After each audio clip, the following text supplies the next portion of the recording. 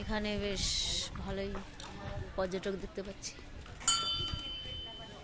আমি এখন অরুণাচল প্রদেশের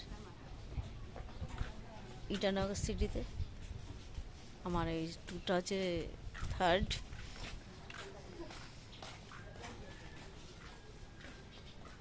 স্পটটায় আমি এখন দেখছি, এখানে ভালোই টুরিস্ট আছে।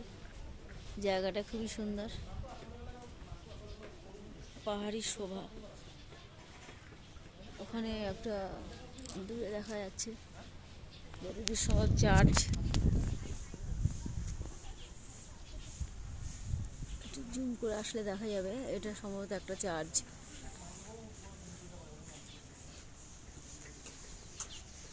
এই যে ভদ্রলোককে দেখতে পাচ্ছেন, এই আমরা দুজনেই ঘুরছি এখানটা।